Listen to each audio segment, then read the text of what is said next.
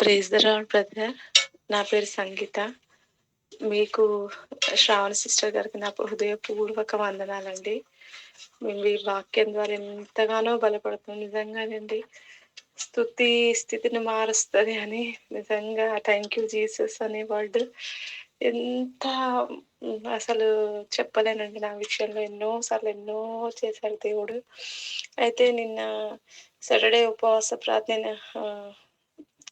లో లైవ్లో పాల్గొన్నానండి ఇంట్లోంచి.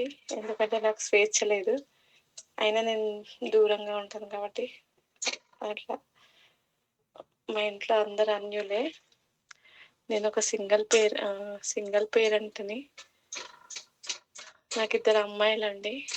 యాక్చువల్లీ ఏమైంది, నిన్న చాలా యాక్చువల్లీ నాకు మైగ్రేన్ ప్రాబ్లం ఉందన్నమాట. అసిడిటీ బాగా అవుతుంది. నిన్న ఎందుకో తెలీదు, అసిడిటీ అనుకున్నాను. ఎంత చెస్ట్ పెయిన్, ఆ బ్యాక్ నుంచి చెస్ట్లోకి వచ్చి ఎంత విపరీతమైన అసలు అసిడిటీ ప్రాబ్లంకి నాకు అంత మామూలు చెస్ట్ పెయిన్ వస్తుంది, కానీ అది భయంకరంగా నాకు తెలిసిపోతుంది అనమాట. మొత్తం చెమటలు అయిపోయినాను. ఎంత భయం వేసిందంటే అసలు ఆ టైంకి ప్రార్థన కూడా రావట్లేదు. థ్యాంక్ యూ జీసస్ అని చెప్పుకోవాలని కూడా ఈరోజు ఒకటే టెన్షన్. ఆల్రెడీ ఫాదర్ లేరు, మా పిల్లలకి 2 years అయిపోతుంది. నాకేమన్నా అయిపోతే ఎట్లా అని ఒక మైండ్లోనే ఉండిపోయారు అనమాట.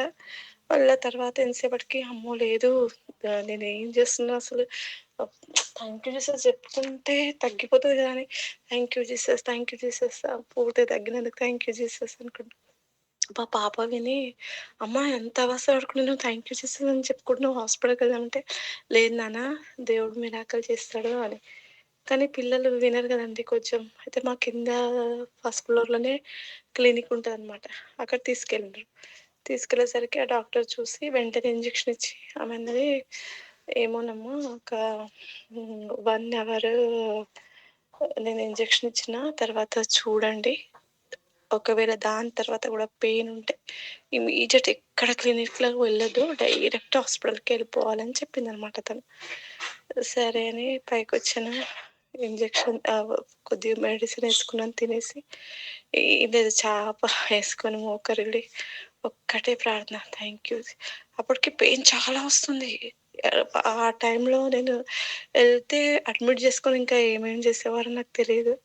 కానీ ఒక్కటే దేవుడి పైన విశ్వాసం, మోకరిల్లి అదే ప్రార్థన, ప్రభా నన్ను ముట్టి స్వస్థపరిచినందుకు నీకే స్తోత్రం. అదే ఎంతసేపు చేసుకున్నానో నాకే తెలియదండి. దాని తర్వాత పడుకుంటప్పుడు నొప్పి వచ్చింది, కానీ ఎందుకంటే ఇంజెక్షన్ ఇచ్చారు కాబట్టి కొద్దిగా మత్తు నిద్ర వచ్చేస్తుంది ఇక. సరే పడుకుంటా అని బెడ్ మీద పడుకొని జెండు బామ్, చెస్ట్కి జెండు బామ్ పెట్టుకొని అదే ప్రార్థన చేసుకుంటూ థ్యాంక్ యూ జీసస్ నువ్వు ఏ మిరాకల్ చేస్తావో నాకైతే తెలియదు, నేను మాత్రం హాస్పిటల్ అడ్మిట్ కావద్దు, ఒక్క నయా పైసా ఖర్చు పెట్టద్దు, అంత ఖర్చు పెట్టే స్థితిలో కూడా నేను లేను అని అదే ప్రార్థన చేసుకొని పడుకున్నాను బ్రదర్.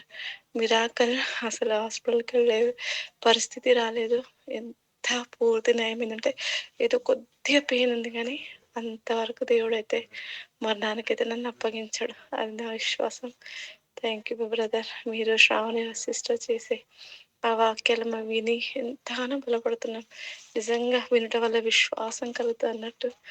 ఆ విధంగానే మా సిస్టర్, నా ఫ్రెండ్ కూడా బ్రదర్ రహస్యంగానే మేము ముగ్గురము, మాకు స్వేచ్ఛ లేదు, అన్యనము భయంకరంగా విగ్రహారాధన, కానీ ఎంత రహస్యంగా వింటామంటే అది ఆ దేవుడికి మాత్రమే తెలుసు అండి.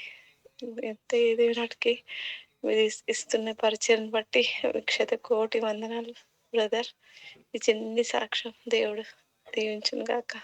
ఆమె ప్రేజర్ బ్రదర్, ప్రేజర్ సిస్టర్.